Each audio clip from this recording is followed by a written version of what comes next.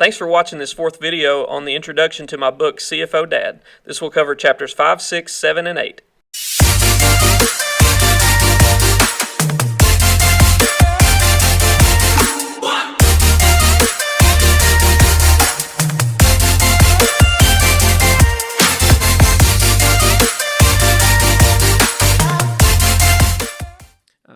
Chapter 5 is entitled, When Somebody Helps You Out of a Ditch, Don't Complain About How They Do It.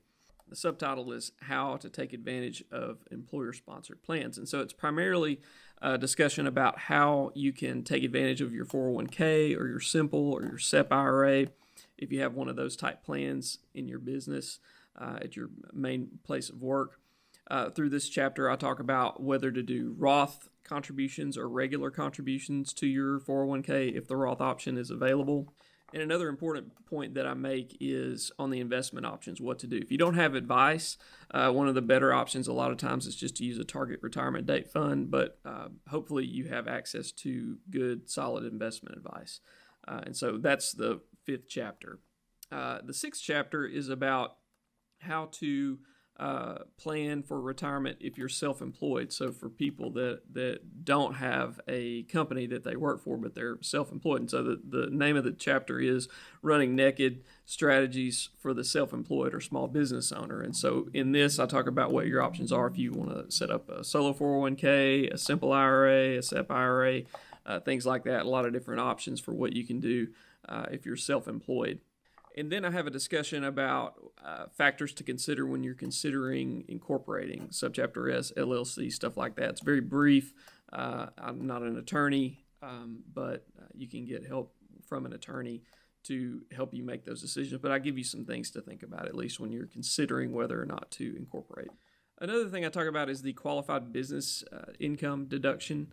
It's an important part of the Tax Cuts and Jobs Act from 2018, and so the 199A or the QBI deduction is a very beneficial deduction that people who have small businesses may qualify for. Again, depending on your income and depending on what kind of business you have, it will determine whether or not you qualify for it, but it's a really helpful deduction if you qualify for it. And then in the last part of the chapter, I'll talk about some really practical strategies that you can do, and one is the Mega Roth IRA strategy. And so just basically it can enable you, if you qualify and if your plan will work with this, it will qualify you and enable you to make up to an additional $35,000 contribution into your Roth IRA. Of course, that means you won't get the deduction from it from a tax standpoint, but it can still be a very helpful benefit. And then if you don't have any kind of plan, pretty much everybody qualifies to make a regular IRA contribution if you're not covered by a retirement plan, you or your spouse. And so I talk about that in the last part of Chapter 6 as well. And then in Chapter 7 and 8, I talk about 529 plans and health savings accounts. And these are two tools that are really important that you can use to help with your financial planning. So in Chapter 7, it's called In the Catbird Seat, The Many Magical Benefits of Health Savings Accounts.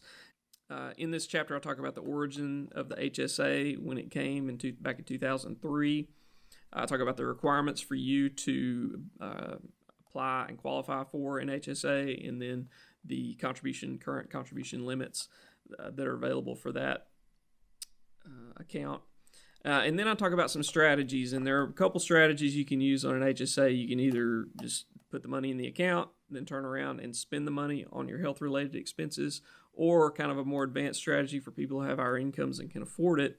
A better strategy would be to not ever spend any of the money, but to keep up with your expenses and to allow that money to build in the account, and you can actually invest some of it. So I talk about how to do that in this chapter, how you can potentially build up your HSA to be a huge retirement account that can really help you, because the money goes in tax-free and comes out tax-free when it's used for health-related expenses. And so again, Chapter 8 is about 529s. Chapter 8 is entitled Giving It the Old College Try, Why 529 Plans Are a Great Education Savings Option. And so through this chapter, I'll talk about how 529 plans work, some ideas for how you can use them, how we use them in our family. And my kids have 529s, and a lot of times instead of giving a gift to my parents or grandparents, I'll make a contribution to the 529 for my kids, instead of giving a present to my parents or one of my grandparents. So That's one of the things that we do. But I talk about the account limits, how much you can contribute. I talk about some investment strategy for how you might consider investing in your 529. I'll talk about the control and the rules. So the people that set the accounts up, they actually own the accounts and have a lot of control even after the kid goes to college. And so they're a really great account and can be used. And Arkansas specifically, if you're in Arkansas, has a really great 529 plan. And so I wouldn't hesitate to use their plan. They use Vanguard as the investment base, which is great.